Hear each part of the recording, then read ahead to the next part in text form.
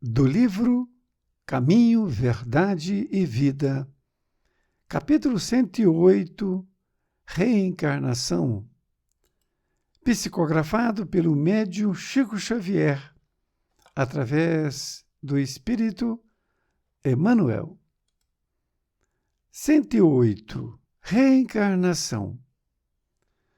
Portanto, se a tua mão ou o teu pé te escandalizar, corta-o e atira-o para longe de ti.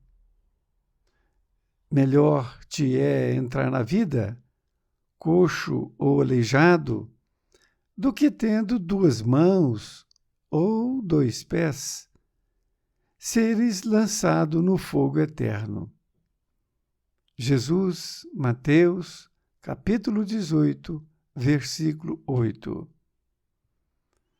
Unicamente a reencarnação esclarece as questões do ser, do sofrimento e do destino. Em muitas ocasiões, falou-nos Jesus de seus belos e sábios princípios. Esta passagem de Mateus é sumamente expressiva. É indispensável considerar que o Mestre se dirigia a uma sociedade estagnada, quase morta. No concerto das lições divinas que recebe, o cristão, a rigor, apenas conhece, de fato, um gênero de morte, a que sobrevém a consciência culpada pelo desvio da lei. E os contemporâneos do Cristo, na maioria, eram criaturas sem atividade espiritual edificante, de alma endurecida e coração paralítico. A expressão melhor te é entrar na vida representa solução fundamental. Acaso não eram os ouvintes pessoas humanas? Referia-se, porém, o Senhor à existência contínua, à vida de sempre, dentro da qual todo espírito despertará para a sua gloriosa destinação de eternidade.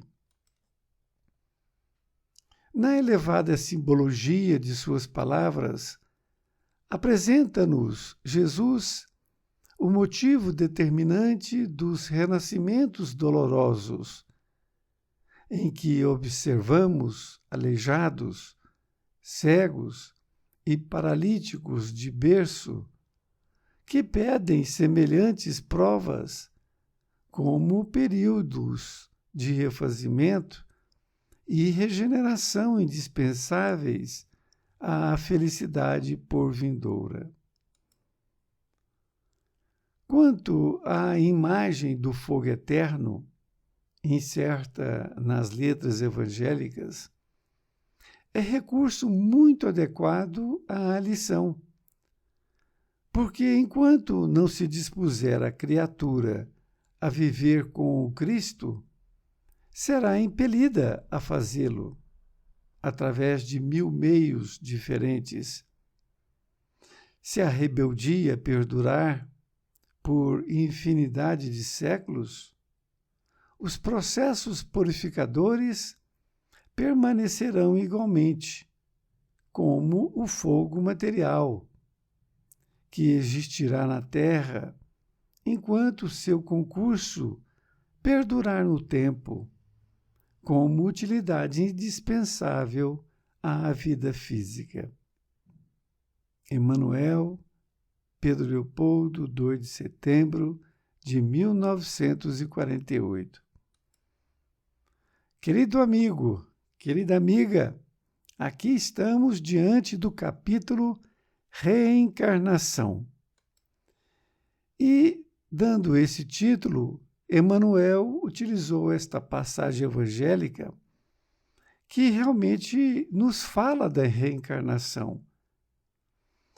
Jesus disse, e foi escrito por Mateus, a seguinte frase: portanto, se a tua mão ou o teu pé te escandalizar, corta-o e atira-o para longe de ti.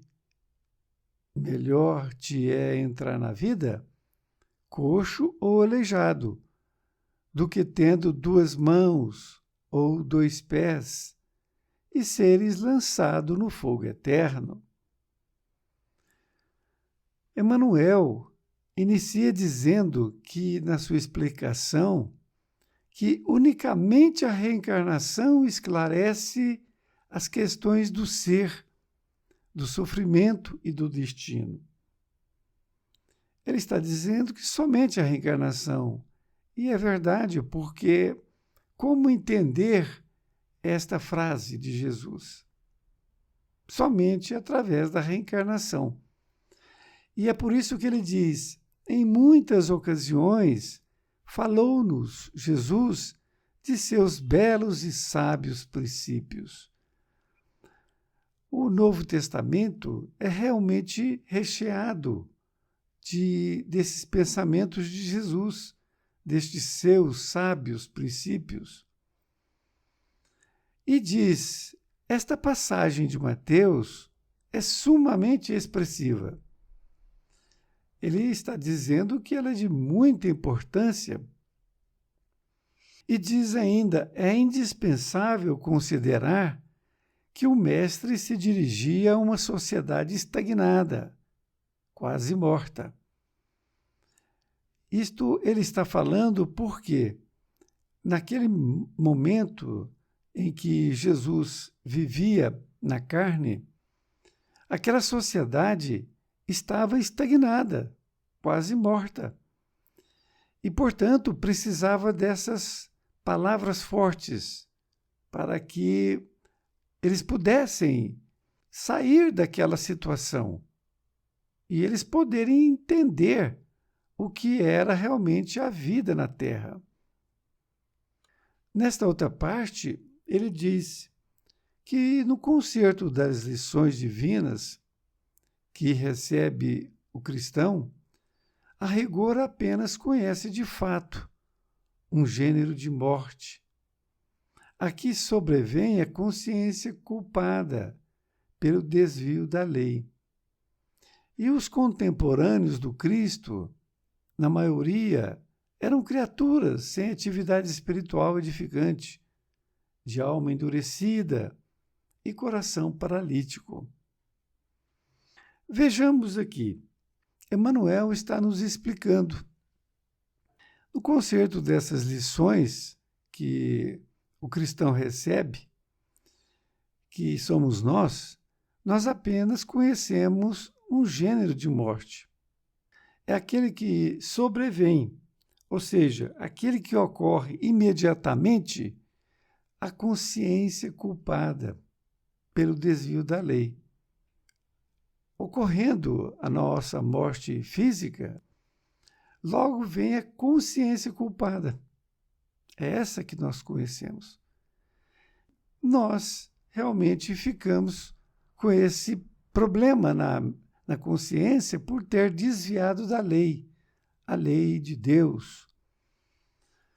E ele diz que os contemporâneos do Cristo, na maioria, eram criaturas sem atividade espiritual edificante, de alma endurecida e coração paralítico.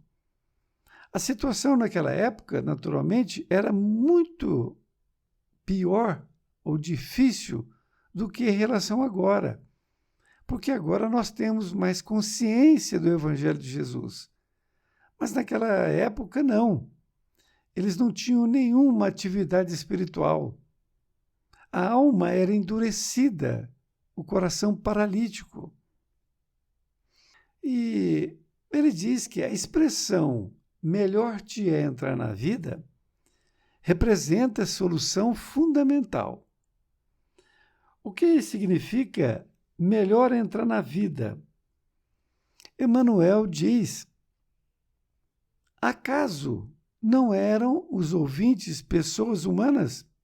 Sim, eram pessoas igualmente a nós, mas é claro que em outra etapa de vivência.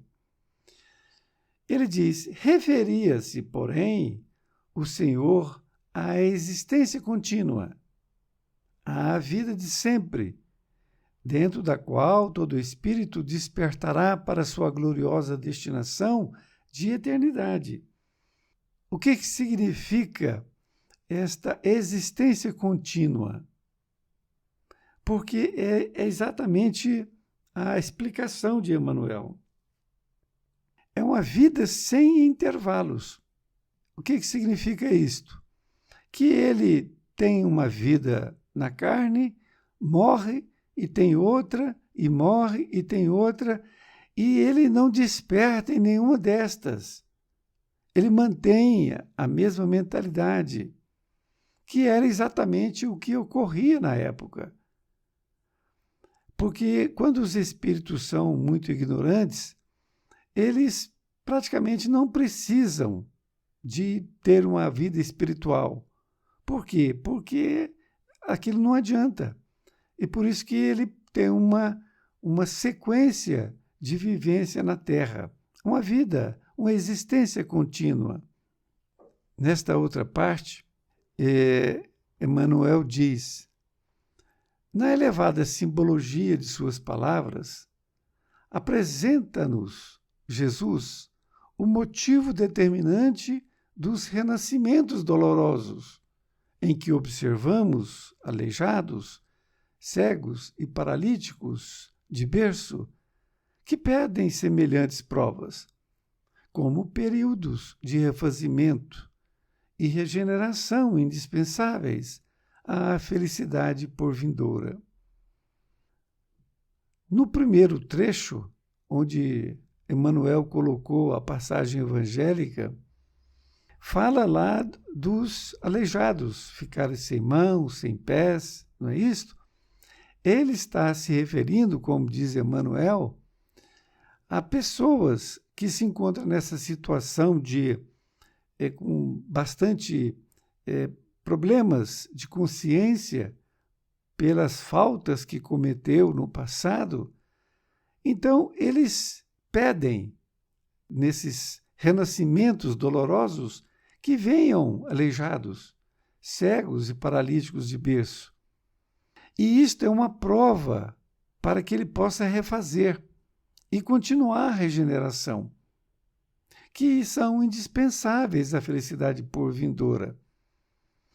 E é realmente inexplicável, se não for desta forma, você ver uma criança nascer paralítica de berço, ou um cego também nascer, um aleijado. Tudo isto são explicações de vidas passadas. É claro que nós temos que ter um olhar diferente para eles. Nós não temos que vê-los como pessoas más no passado e que agora estão, entre aspas, pagando, no sentido de a gente olhar sem olhar com amor. Nós temos que olhar com amor e não olhar com desdenho. Ah, esse aí, foi muito mal e, portanto, ele merece isso. Não é assim. Nós temos que olhar com um olhar de amor, porque ele está passando por uma prova. E essa prova é necessário que nós incentivemos ele em vida, para que ele tenha aceitação, porque muitas vezes ele não lembra o porquê de estar aqui desta forma.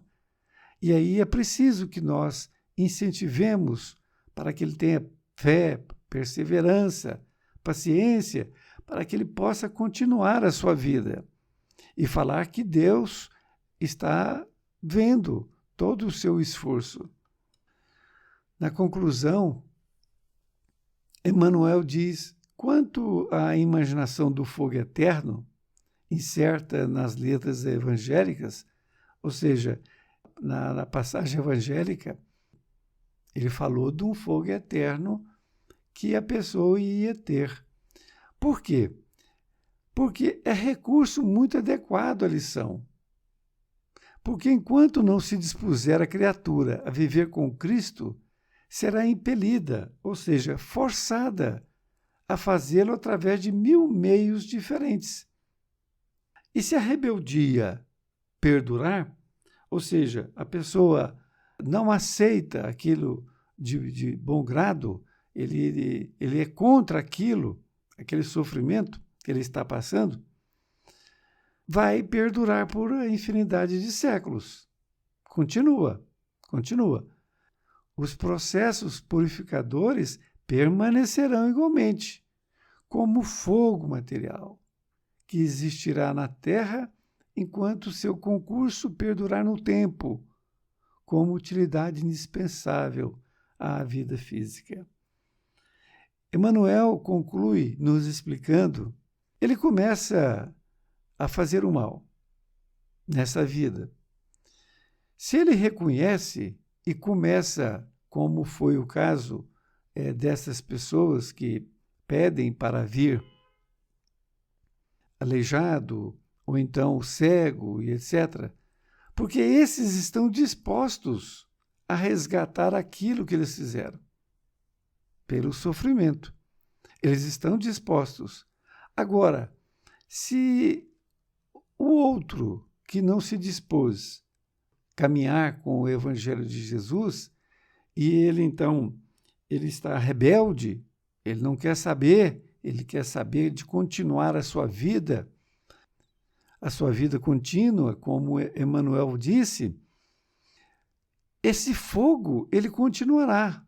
É um fogo da consciência pesada. Ele está com a consciência pesada, mas continua fazendo.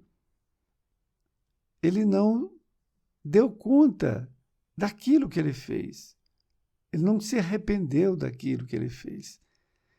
Por isto é que ele diz que se a criatura não dispuser a viver com Cristo, ela vai ser impelida a fazê-lo. Ou seja, vai ser forçada a fazê-lo, através de 1000 meios diferentes. Essa rebeldia não pode perdurar por séculos. E por isso fica aquela ideia do fogo do inferno. Mas, na verdade, é um fogo que está dentro dele.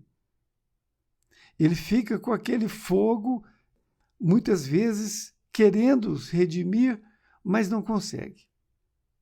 Mas quando ele desperta, aí sim, ele despertou e agora ele se arrepende daquilo que ele fez e ele então quer estas provas que ele deverá vir na Terra como resultado daquilo que ele fez de mal. É exatamente assim que acontece, e esse fogo eterno, lembro que ele está dentro de cada um de nós, uns mais, outros menos. Um grande abraço e até mais ver, e fique com Deus.